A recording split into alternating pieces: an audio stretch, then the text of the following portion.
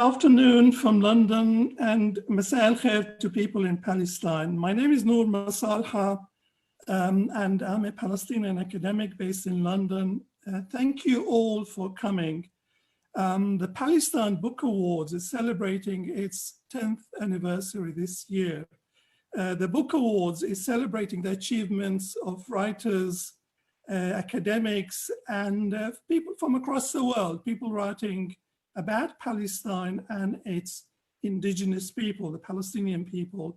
To celebrate this milestone, we are bringing together, welcoming back, authors, publishers, friends, and also former winners of the Palestine Book Award to discuss their books and also to discuss generally the importance of literature and prose to the cause of Palestine. I'm delighted to have with us this evening a leading Palestinian lawyer and author, Raja Shehadeh, to discuss his book, Occupation Diaries. The book was published in 2013 and won the Palestine Book Awards of MEMO in 2013. Raja lives in Ramallah, but his family comes from Jaffa. I think it's actually refugees from Jaffa, one of the oldest cities in Palestine. I'm going to go through a number of questions to put forward to Raja. Raja is a prolific author, and he's also the founder of the Palestinian human rights organization, Al-Haq.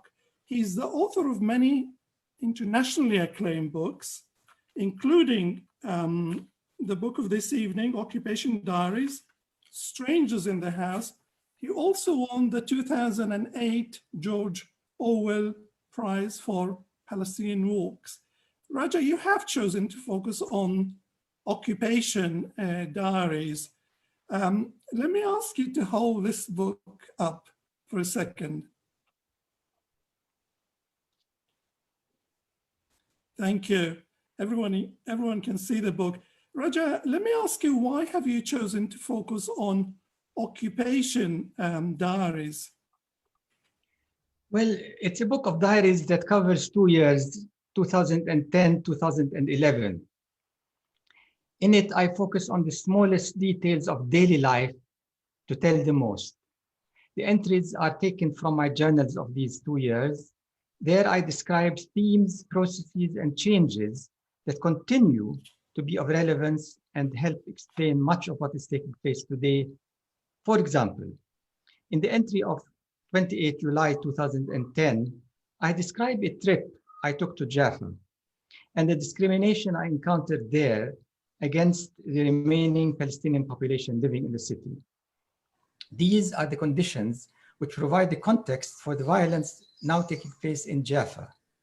I also describe how Rabbi Eliyahu Mali from the settlement of Beit El near Ramallah relocated to Jaffa's Ajami quarter with his wife and 9 children. Explaining the move, he said that he considers that the project of settling the West Bank that has been going on for 30 years has been successful. And now is the time to settle in Jaffa to, in his own words, forge the national consciousness. What we've seen taking place in Jaffa against the Palestinian residents is as a consequence of all that. Then there is the description of my enthusiastic response to the Arab Spring, which began at the end of January 2011. This is followed by the march on Nakba Day 2011 on the Golan Heights and the boldness of the youth who, despite warnings about the presence of mines, continued to march, proving that the threat of mines was false. I also describe in the book the rise in settler violence, especially during the olive harvest season, which has been on the increase since then and has led to widespread violence throughout Israel and the West Bank that was in evidence in recent weeks. I walk along the separation wall, which is also called the apartheid wall, describing its course and its absurdity, but not yet its full impact, which I later developed in my 2017 book, Where the Line is Drawn.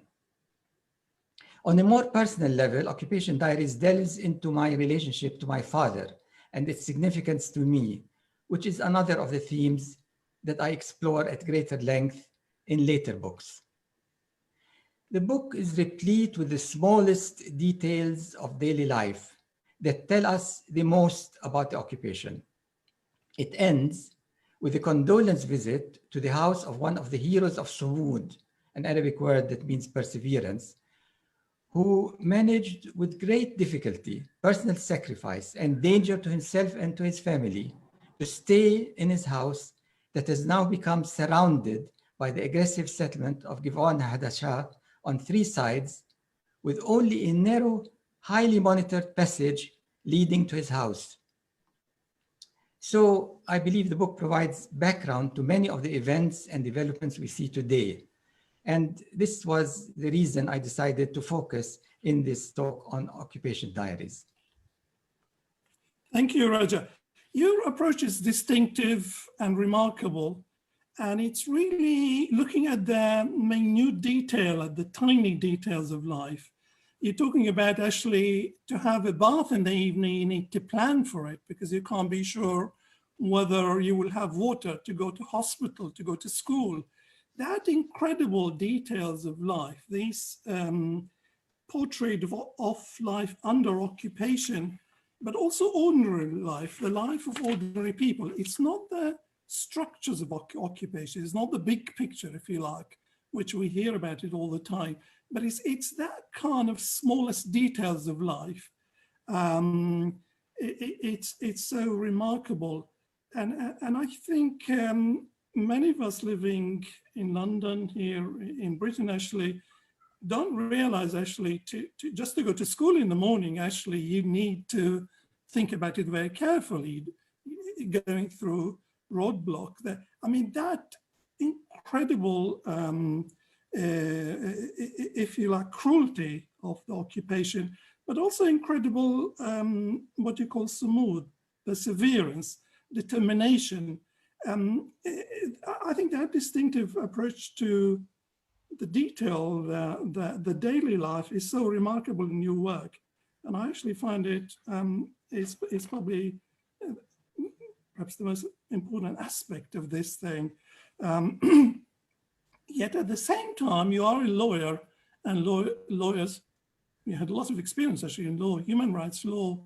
You founded Al-Haq. Lawyers actually focus on the structures of occupation, on laws and regulations and this, but you have actually chosen to do something which is not necessarily the structure, the big picture.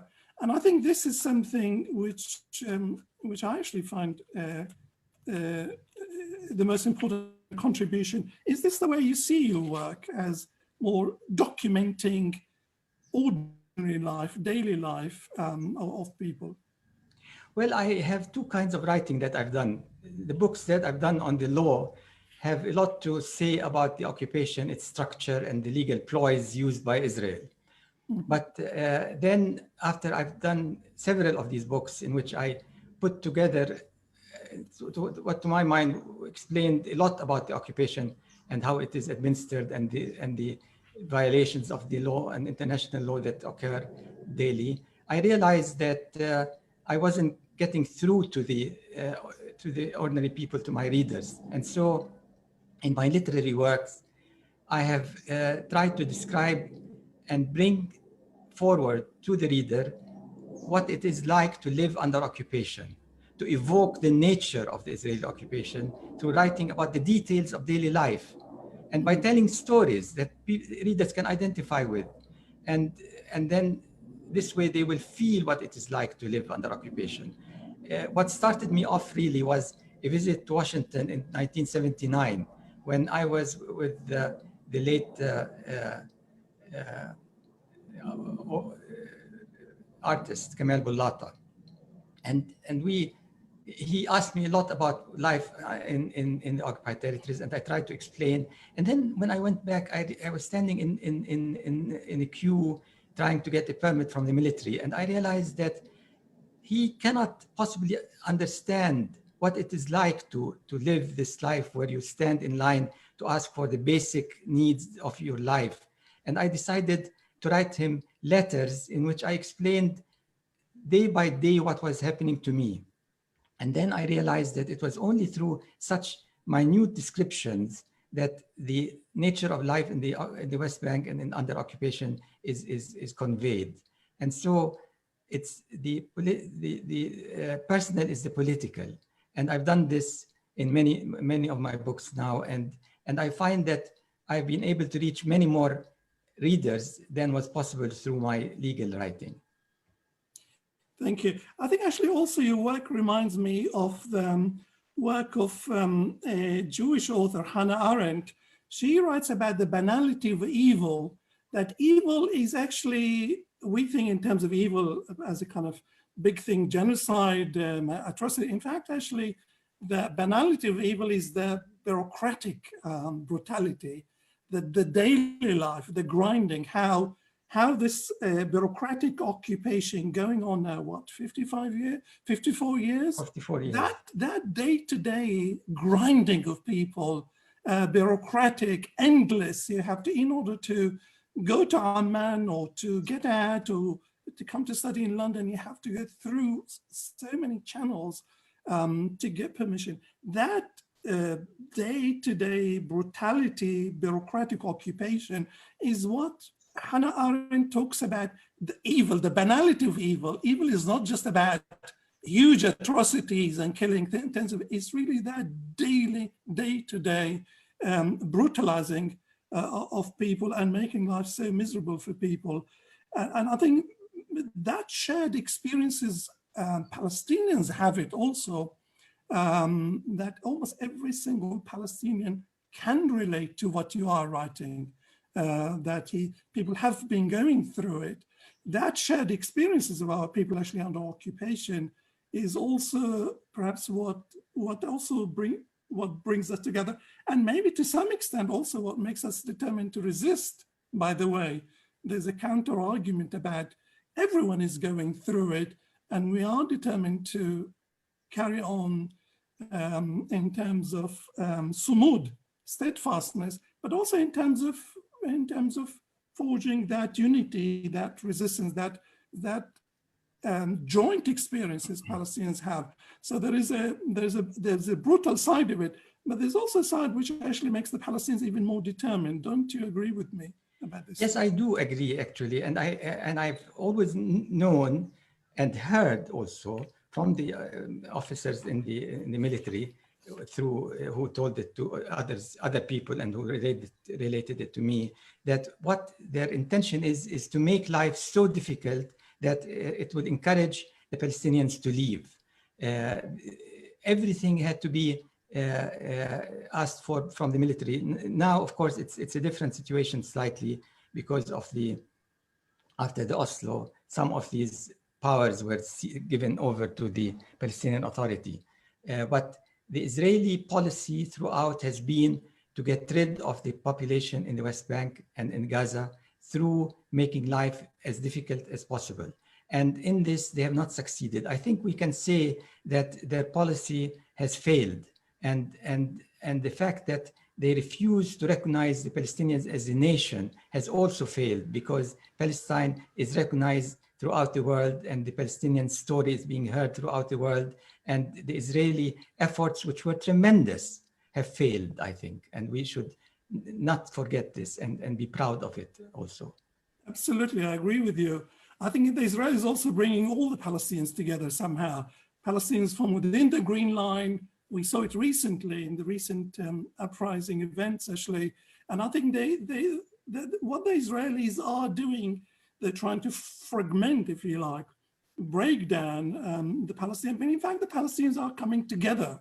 So there's a kind of, paradoxically, the Palestinians are perhaps slightly more united recently than any other time in recent. Let me take you back on a personal note. You are a lawyer, you were trained in London. Your English is excellent also, by the way. No. And also your father was a lawyer. And by the way, I noticed your grandfather, Salim, was a judge in mandatory Palestine. Am I correct to assume that? Yeah, it's true. That's true. So, so that huge experience in law, being a distinguished lawyer, founding Al-Haq, actually my first encounter with your work was through the work of Al-Haq. That, if you like, lawyering background, that legal background, distinguished background, does it impact on your literary work? Well, it does in the sense that it exposes me and gives me access to events and experiences that I believe I wouldn't have otherwise encountered. I tend to be a personal, a private person and not very outgoing. And by working as a lawyer and working in Al-Haq, it forced me to get exposure that otherwise I wouldn't have gotten. It also, I think the legal training has helped me realize the importance of words and accuracy and making the case and letting the facts speak for themselves. And all of these strategies or tactics or methods I use in my writing. But then, of course, literary writing is very different than legal writing. And so I tend to have two different styles when I'm writing in the law and when I'm writing literary stuff. But I think that I have been affected both in terms of the experiential side and in terms of the way of writing by my legal training. Yeah. So I think it was positive for Absolutely, me. And I also think what was positive was that because I worked as a lawyer and made my living out of the law, I was never forced to cater for the market. So I wrote what I wanted to write, what I felt I needed to write, and I didn't care about the market. And I think if I was living out of my books, which I would have had a very hard time to do because living out of books is a very sad thing in these days, I wouldn't have done the work that I've done and the kinds of books that I've written. Yeah, this is a good point. Raja, I think you're a big contributor to the rise of the Palestinian book in English. Most Palestinians in Palestine write in Arabic. Palestinians in the US, in Britain, they tend to write novels now in English. There's a kind of Palestinian book in English, Palestinian book in Arabic, and sometimes we're trying to translate Arabic books into English, but it takes time. But you are a big contributor to the Palestinian book in the English language, and this is quite a major phenomenon. Actually, I've heard you reading your books once in Edinburgh and in other places. I mean, that's a big thing actually for us, this rise of the English book about Palestine and its also impact on perhaps changing public opinion in the West, perhaps the readership of Palestinian books in the West. I mean, do you see yourself as a kind of a big contributor to that area? Have you done it consciously? Well, I must tell you, it was a very big challenge to get published by a commercial publisher and reach a mass market. It was a very long and difficult experience for me before I got there. And then I did get there. And I remember in the beginning, I couldn't use the word Palestine in the title of a book. And now almost all my books have Palestine in the title. It's become much easier for writers now writing about Palestine than it was when I started writing my books on Palestine. And I think mine and other writers books have made an impact. It's definitely on the way people see Palestine and hear about it and understand the issues and feel about it altogether. So I hope I made an impact, but my intention was not. I mean, my intention was to produce good books, and by the way, if it's a good book, then it possibly could make a contribution. But I wasn't making propaganda for Palestine. That was not my intention. Yeah, I agree with that. Yeah, I think there is actually a sea change in public opinion. And I also, when I came to study in London in the 80s, I couldn't actually mention the word Palestinian or Palestine. And now we take it for granted. We write about it. And I think we Palestinians did play a role in it, and we should give ourselves a credit for that. Obviously, outsiders, others have contributed to this, but we also did play a big role in it since the 70s, if you like, since Edward Said, if you like. So I think we are beginning to play a much bigger role. And I think you should give yourself a lot of credit, actually, in contributing to that. But do you think people, Palestinian authors based in Palestine, can do more to bring about change? Well, I think they help, of course, in passing forward knowledge about what it is like to live in the occupied territories, because people who live outside, understand what the situation is here through the media, and the media concentrates on only the big things and when the big things happen. But life is not a series of big events. Life is a series of small events, and it's in the small events that one can say more and show the truth and the reality of the situation. And I think writers who write from Palestine have this ability to do this more so than is the case of writers who live outside.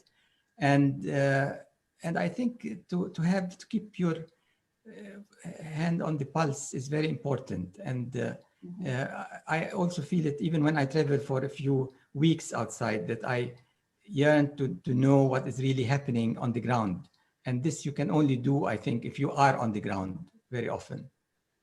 I very much agree. I think writing from within Palestine is slightly different from writing from without, if you like, looking at things from London or from Paris. Your work has it actually evolved since your early publications? I mean, you have written so many books, actually. Even since 2013, you have written several books. Do you see it as a kind of something evolving? Has your approach changed? Have you discovered something different? Well, yes, I think I have made changes. Every book has been an occasion for me to explore a new subject and to say something new. And I think the best illustration of what the change in my writing and the development in my writing comes across in my last book, Going Home, A Walk Through 50 Years of Occupation. And in this book, I describe in the course of one day in which I walk through Ramallah from my home back to my home.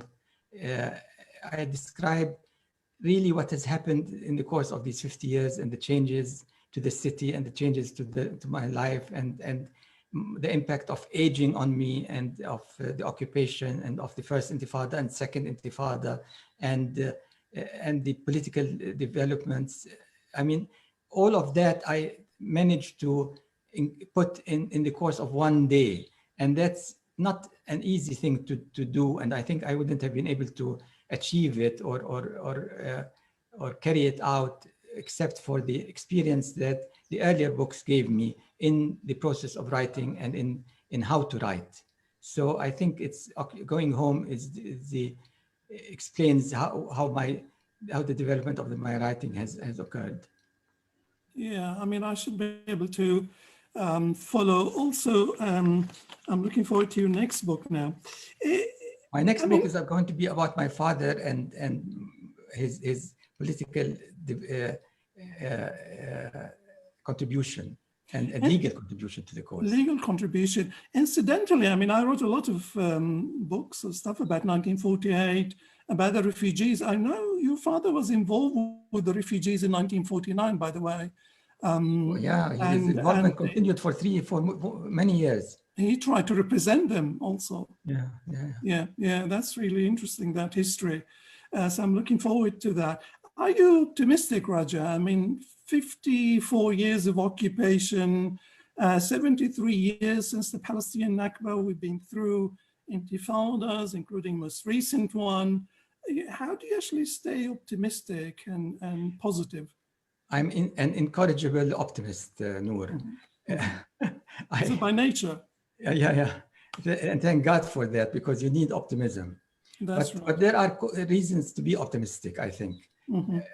One very important thing was what happened recently. I mean, it's difficult to say that what happened recently is a good thing, because the disaster that occurred on Gaza and the Gazan people and the death of hundreds of people in Gaza is just such a severe thing to even imagine. You know, I tried to imagine what it must be like to be living under these rockets and bombs from the air, and how the earth shakes, and the noise and the danger and the fear. And I feel I cannot even put myself in that place, because we in the West Bank, we've never experienced such events. We have other experiences, but not that event. Absolutely. And yet, also the impact on children, the traumas for so many children, the sleeping, the sleeplessness, the nightmares some of these children are going through. And the knowledge that it might repeat, and as it has repeated over the years for four times. But what it has brought about is the coming together of all Palestinians from living in Israel, living in Gaza, living in the West Bank, people outside. There has been a coming together that we have never experienced before. And it's all because of the racism and the policies of Israel against the Palestinians. And so to see all these Palestinians coming together gives me hope. Also, to see the involvement of young people, which wasn't evident in before these last events. Now the young people are very involved and very active and very capable. I hear so many people speaking now to the media, and I'm so pleased with how they put forward the case, and how they are able to speak about the law and speak in a good language and in a good way. It's very impressive. So, and the fact that after all these years, Israel has not been able to suppress us or make us forget that we are Palestinians, or forget that we have the right to return. And that has been an issue that has been exposed now and written about, even in the New York Times, which is amazing. So all these are causes and reasons to give me hope and optimism. And Absolutely. So I do feel optimistic. Yeah, I mean, you and I are getting on, but I think the youth, our youth, and looking forward to a new vision for Palestine and the Palestinians, and also vision of equality in Palestine, across Palestine, historically across historic Palestine. This vision of optimism and that we will be there one day.